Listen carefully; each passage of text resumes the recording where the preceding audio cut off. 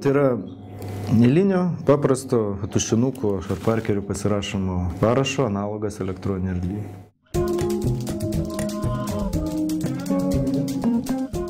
Turbūt yra dvi funkcijos. Vienas yra, kad aš galiu pasirašyti kažkokį dokumentą, o kitas yra, kad aš save identifikuoti galiu kaip po tokį. Tai yra technologija leidžianti iš viso atsisakyti popieriaus. Ir su to susijusia, sakysim, problema kaip laikymo, ta pati logistikos problema, nuvežti popierių iš įmonės, pavyzdžiui, į kokią nors valstybinę instituciją.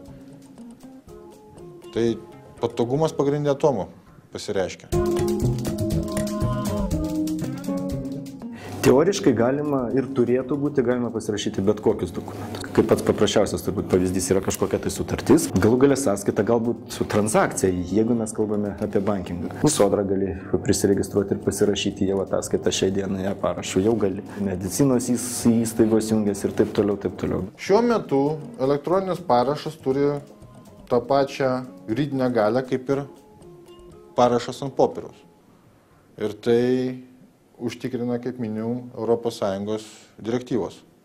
Tie elektroniniai dokumentai turėtų galioti netgi visoje ES.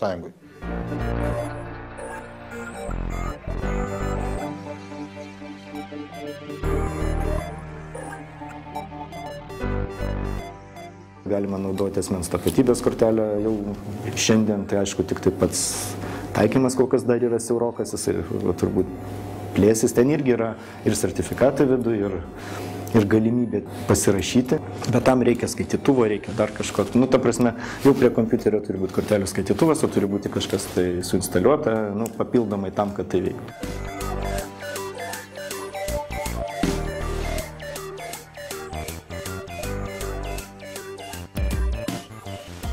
Kas mums yra įdomiausia ir ant ko mes daugiausia dirbam ir kas mus labai domina, tai ne tik pats e-parašas kaip toks, bet būtent mobili to parašo atmaina, tai vadinamas tas wireless PKI, tai yra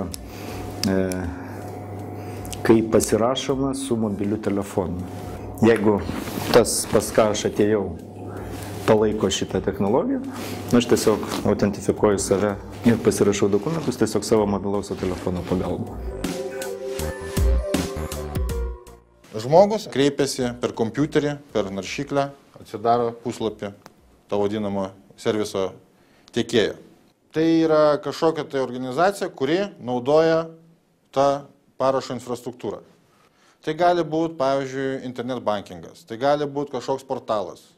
Sistema, pamačiusi, kad tai yra tam tikras vartotojas, kuris turi deklaruotą savo galimybę pasirašyti elektroniniu parašu, kreipiasi į vadinamą Trusted Service Provider, tai yra patikimas serviso tiekėjas. Tai yra sistema, kuri užtikrina veikimą mobilios infrastruktūros atveju.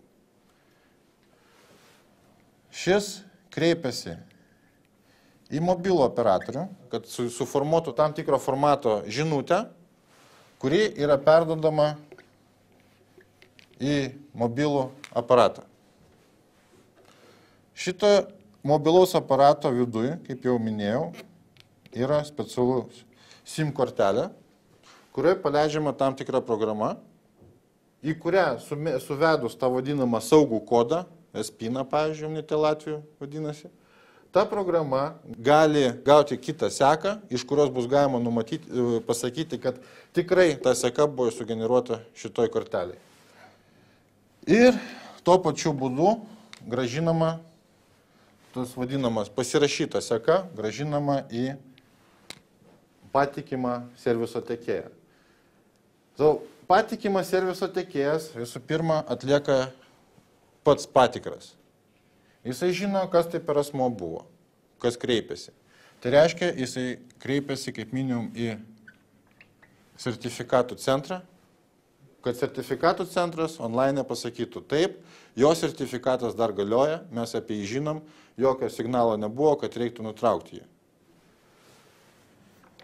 Kitas dalykas – laiko žymos. Tam tikrais atvejais labai svarbu, kad būtų pasakyta, taip, šitas veiksmas buvo atliktas būtent tuo metu, tą sekundę, kad nebūtų kažkokių tai papildomų klausimų ateityje. Pavyzdžiui, sprendžiant ginčus, ar pasirašytas buvo kažkoks dokumentas elektroniniu būdu ar ne. Visa šitą informaciją supakuojama ir atiduodama tam vadinamam serviso tiekėjui, pavyzdžiui, bankui. Sistema patikima ant tiek, kiek patikimas kiekvienas dalyvis šitos sistemos. Tai yra, kiek sertifikato authority, tiek laiko žymų kažkoks tai šitą serveris, tiek mobilus operatorius taip pat, tiek tas vadinamas patikimas serviso tiekėjas. Principė tai yra ratas, kuriame turi būti visiškai absoliučiai skaidrų ir patikima. Šiuo metu, sakysim, tai bandom drįsti teigti, kad visi žaidėjai yra pakankamai patikimi.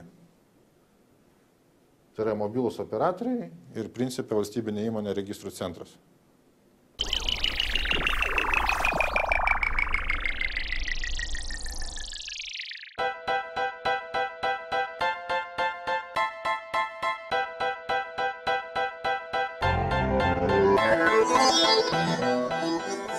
Pati parašo idėja, tai tikrai nelietuviška, turbūt jinai yra, kadangi pati matematika yra sena, kelios dešimtis metų, jeigu nedaugiau, tai kažko naujo čia nėra. Tiesiog pati galbūt idėja ir pačios inovacijos ir pačios įdomybės prasidėjo tada, kai tai buvo pradėta realiai įgyvendinti praktikoje, kad tai būtų pradėta naudotis.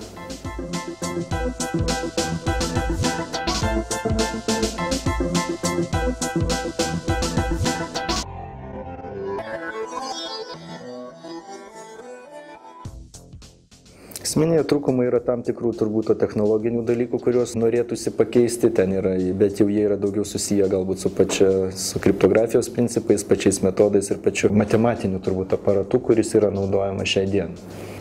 O jeigu ypatingai kalbam apie mobilius įrenginius, tai vis dėlto keliauja informacija, keliauja tarp įrenginių ir kažkokių tai centrų, visi visada nori tos informacijos srautus sumažinti, suspausti, kad ir didelį saugumą turėti ir mažiau informacijos. Kita pusė, tai be abejo, tie trūkumai, netrūkumai, tai tų įrankių galbūt stoka, tos aplinkos stoka, kad ten, kur viskas yra suprantama ir yra visa infrastruktūra jau tūkstančius metų gyva, kaip dirbti su rašytiniais kažkokiais tai artefaktais ir rašytiniais dokumentais, tai mes tik tai mokomės, kaip dirbti su patvirtintais ir su tikrais pasirašytais elektroniniais dokumentais. Kaip saugoti, kur saugoti, kaip patikrinti po 50 metų, o kas bus po 94 metų. Kaip padaryti, kad labai lengvai, labai aiškiai, labai paprastai tie sudėtingi dalykai ateitų į mūsų gyvenimą.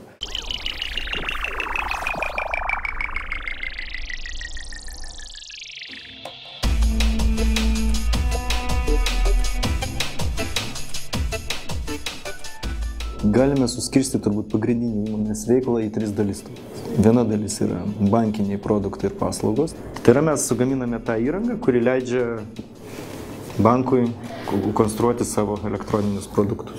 Kita veiklos sritis yra elektroninis parašas, kriptografija, saugumas.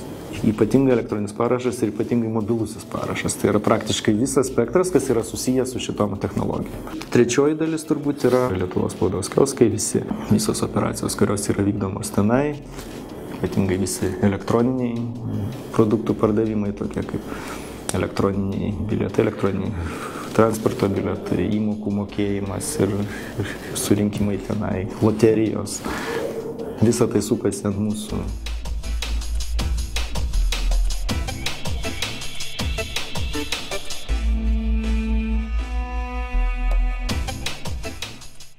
Mes Mes turbūt esame, bene turbūt vienintelė, kai tokio dydžio įmonė, pakankamai nedidelė, pasauliniu mastu. Dirbame pakankamai sudėtingose, pakankamai kritiniuose, tiek verslo, tiek saugumo prasme projektuose. Ir praktiškai visi mūsų produktai yra tie, kurios įmonės naudoja 24 valandas per parą, ten 7 dienas per savaitę ir 365 dienas per metus. Ir mūsų verslo sistemos kaip internetiniai bankai, kaip e-parašo infrastruktūriniai dalykai, kaip galų gale tos pačios mažmeninės prekybos valdymo elektroninių produktų pardavimo sistemos, jos yra pastoviai veikiančios ir ant jų kabo pagrindinis mūsų klientų verslas.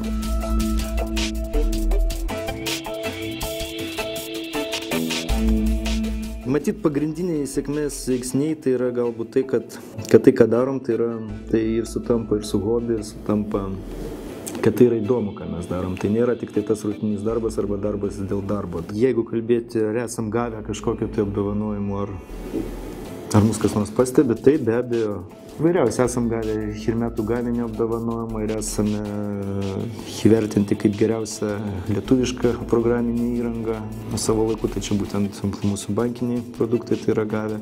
Šiais metais gavome Microsoft partnerių konferencijos apdovanojimą kaip geriausias programinės įrangos gamintojas.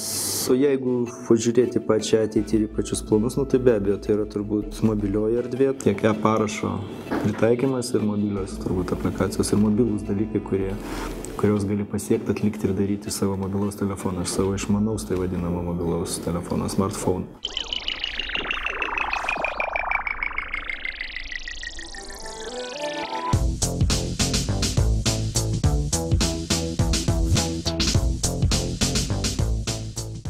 Inovacija, tai yra inovatyvus produktas, tai yra kažkas naujo. Mano galva, bet kur sukryžminami keli dalykai ir atsiranda bent žingsnis į priekį, tai atsiranda naujo. Tai, kas inovatyvu, tai nebūtinai turi būti gera. Tai nebūtinai tai turi būti labai geras dalykas. Visiškai nebūtinai. Tai yra tiesiog kažkas padaryta kitaip ir jeigu dar tai prigyja, tai automatiškai tai yra inovacija. Ar tai patogu, tai jau čia yra kitas dalykas. Ir kaip iki tos inovacijos ateinama ir kaip jie padaroma, tai čia mokslas pasidaro, o visa kita yra turbūt ir filosofija, ir požiūris. Kuo inovacijos svarbios Lietuvos vystymui, jos turbūt yra svarbios bet ko vystymus, nes inovacija ir turbūt tai yra vienas iš variklių bet kokio tai vystymus.